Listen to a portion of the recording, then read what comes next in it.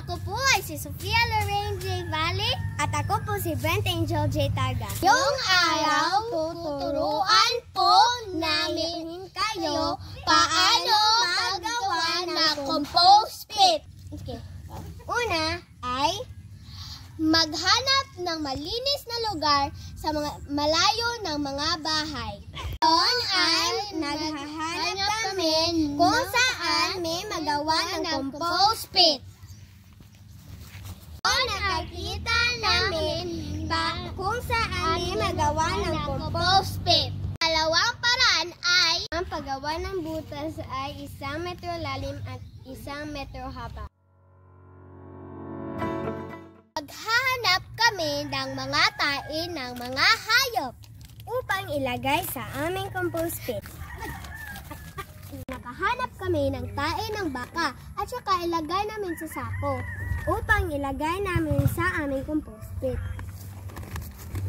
Babalik na kami sa aming compost pit kasi meron na kami ng tae ng baka.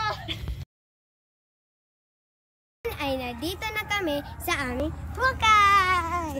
Simula ang aming compost pit. Simula na namin ang paggawa ng compost pit. Ano ang aming hukay? Lupa at saka mga malalatang bagay. At may rin kaming abo at mga tayo ng mga hayop. Handa na ba kayo? Nang ilagay ay mga malalatang bagay.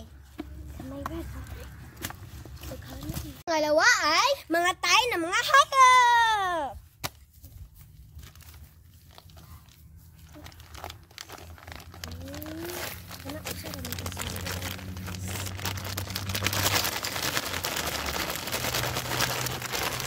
Sunod ay paglagay ng abo.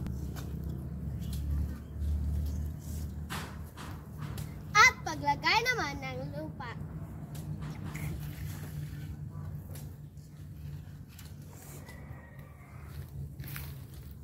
Ulit-ulit na gawin ang pagtatambak hanggang mapuno ang hukay.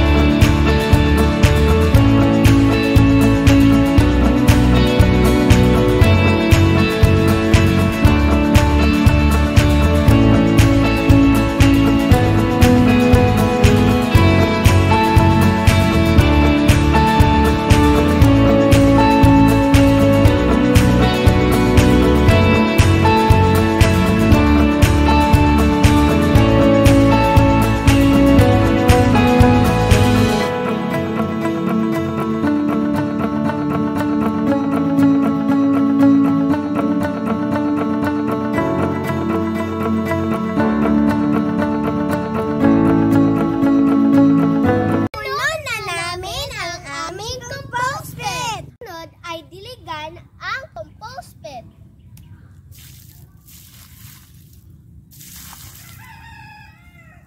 Lagyan ng abo ang pinakaibabaw nito.